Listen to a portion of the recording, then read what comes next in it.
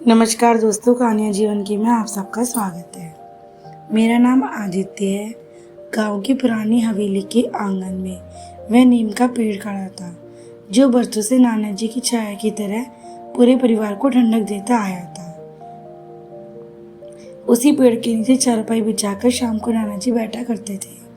बच्चों के साथ खेलना, पुरानी कहानियाँ सुनाना, खेती बाड़ी की बातें करना, यही उनके रोज का नियम था। पर अब वही आंगन सूना लग रहा था।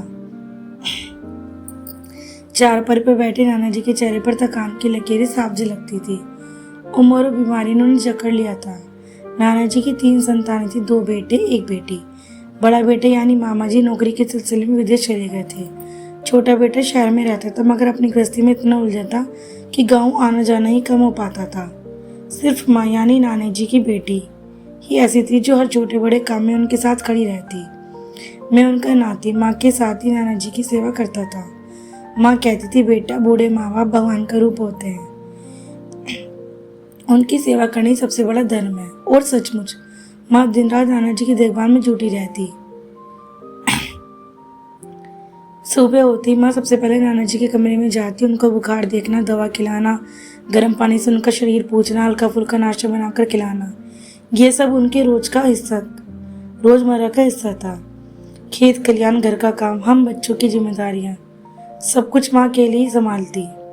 नानी जी का देहांत वर्षों पहले हो चुका था। उसके बाद से माँ ही घर की बड़ी बन गई थी। उनका सारा ध्यान नाना जी पर ही था। वे कहती, मैंने माँ को खो दिया, अब बाबूजी को खोने का दर्द सह नहीं पाऊंगी।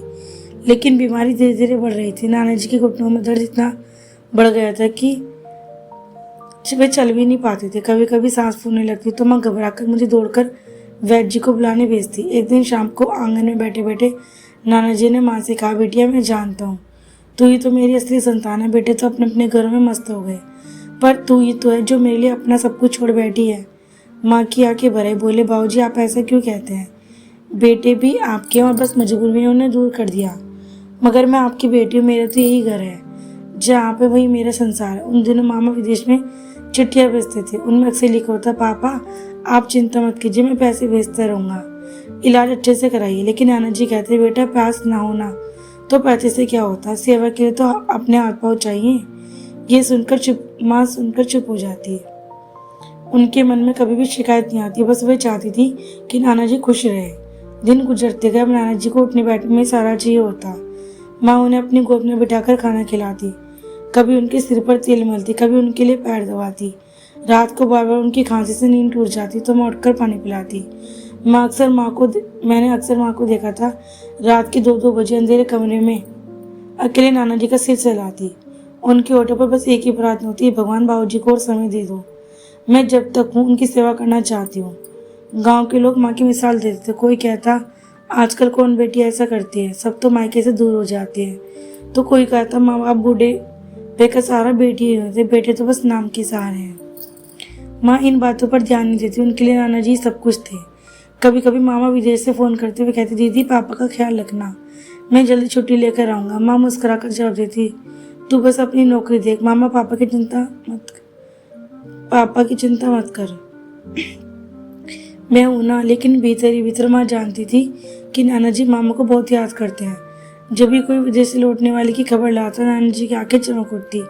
वे कहते, मेरा बेटा आएगा तो मैं जरूर अच्छा हो जाऊंगा। पर छुट्टियां लंबी नहीं मिल पाती। मामा तो 2-4 दिन आते, फिर वापस लौट जाते। नाना जी के कुछ दिनों में जैसे फिर से जी उठते, मगर जैसे मामा जाते उनका मन बुझ जाता। माँ ये सब देखती लेकिन कुछ कहती थी नहीं थी, वे बस अपने काम में लगी रहती। नाना जी की बीमारी बढ़ी तो डॉक्टर ने कहा, उन्हें लगातार दवा और देखभाल की जरूरत है, आप चाहे तो शहर के बड़े अस्पताल ले जाइए। माँ ने सुनकर तुरंत फैसला किया, मैं पापा को लेकर शहर जाऊंगी, चाहे जैसे भी उनका इलाज कराऊंगी। पर यह आसान नहीं था। शहर जाने का मतलब था खेती बाड़ी छोड़ना, खर्चा बढ़ाना, घर की जिम्मेदारी को पीछे करना।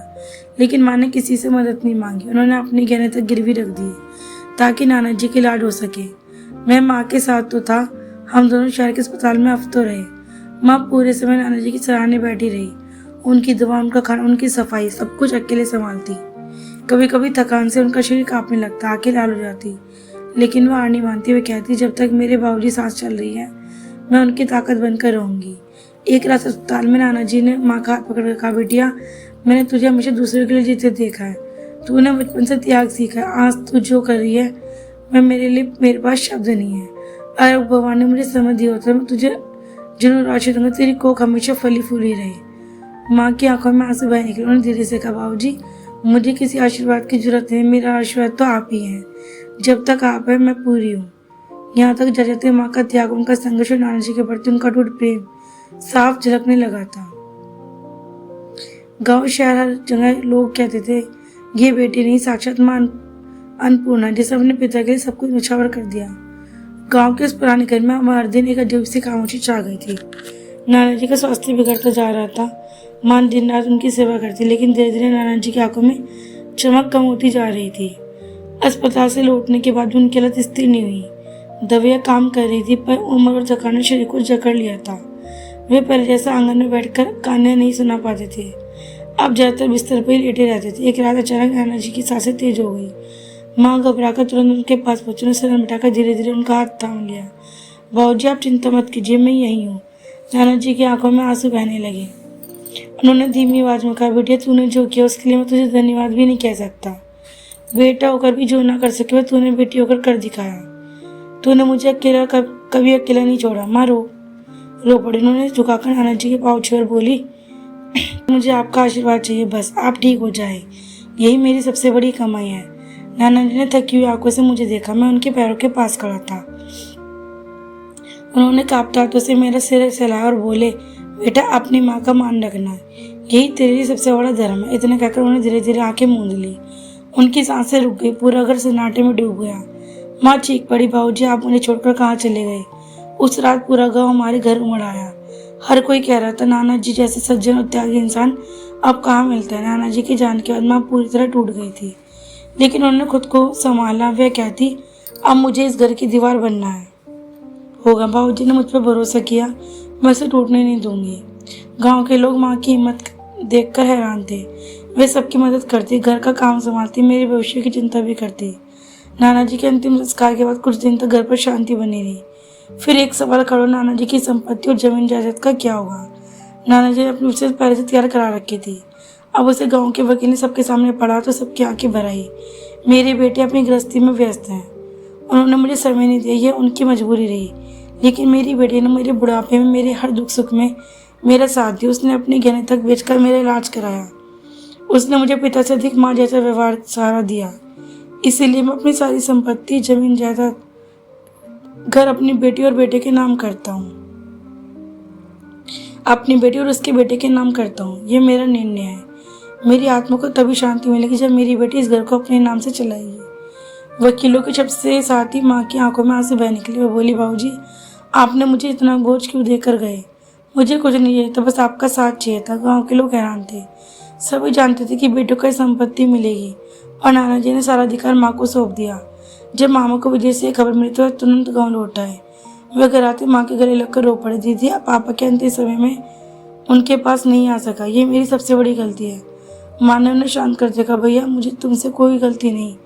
पापा ने हमेशा कहा था कि तुम अपनी नौकरी पर ध्यान दो, वे कभी तुम्हें दोष नहीं देते। माँ ने वसीयत के बारे में सुना तो चुप रहे। फिर बोले, पापा का निर्णय अंतिम है। वे जानते थे किसने उनकी सेवा की है। मैं उनका निर्णय पूरी तरह से स्वीकार करता हूँ। माँ ने मामा का हाथ पकड़कर कहा, भैया ये कसम कागज की बात है, ये घर सिर्फ हमेशा तुम्हारा ही रहेगा। पापा ने सिर्फ हमें जिम्मेदारी रिश्ते नहीं छीने। माँ ने नाना जी की वसीयत का सम्मान किया, लेकिन कभी कभी ये नहीं जताया कि अब घर और संपत्ति उनकी है। उन्होंने हमेशा मामा को बराबर का हकदार माना।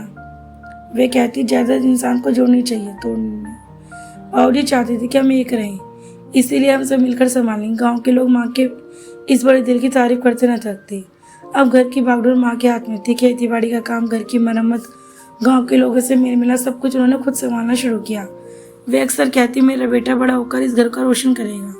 यही बाबूजी का सपना था। मैं उनकी आंखों में वह चमक देखता था जिससे नाना जी की उम्मीदें छलकती थी।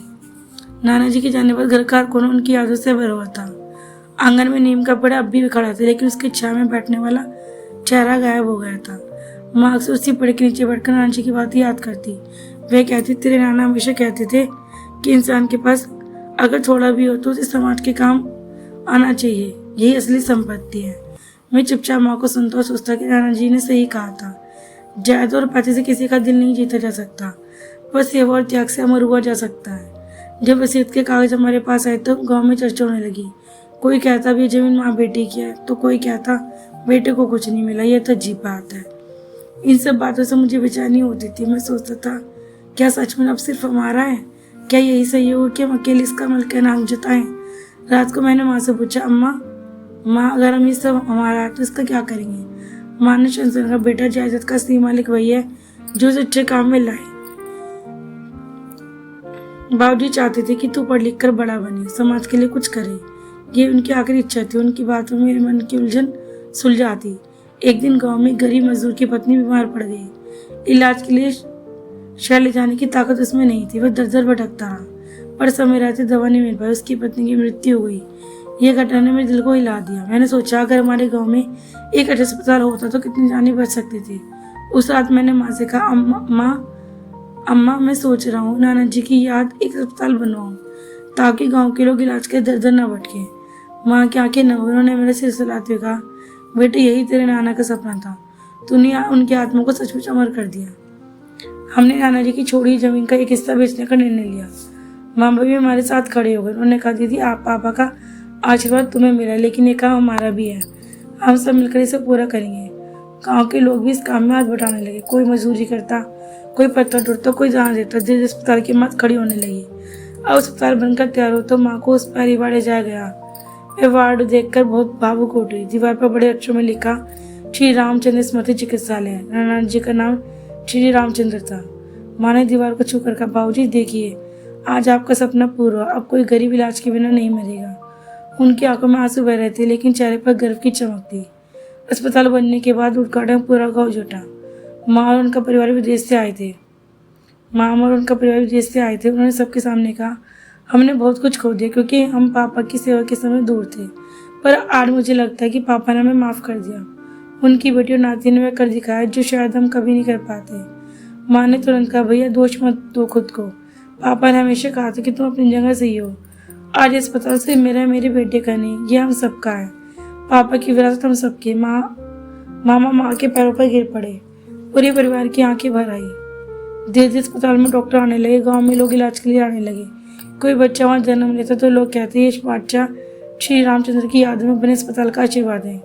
गांव की पहचान बदल गई। लोग इसे खेतीबाड़ी के लिए जानते थे। अब लोग कहते थे, वह गांव जहाँ बेटी ने अपने पिता की याद में अस्पताल बनवाया है।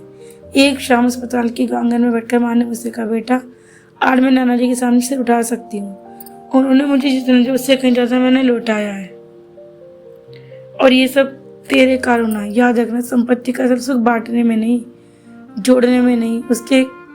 मैंने उनके चरण छूकर कहा, अम्मा ये सब आपके त्याग का फल है। आपने जो दिखाया यही मेरी राह है। सालों बाद अब जब मैं खुद को बड़ा हुआ, जिम्मेदारी का भार समझने लगा, तो मुझे हमेशा एक ही बात याद रही, जायदाद और धर्म रिश्ते नहीं बनते, रिश्ते सेवा और त्याग और प्रेम से ही अमर होते हैं। नाना जी अब इस दुनिया में नहीं थे, लेकिन उनकी सीख, उनका आशीर्वाद और माँ का त्याग हमारे जीवन की सबसे बड़ी पूंजी थी।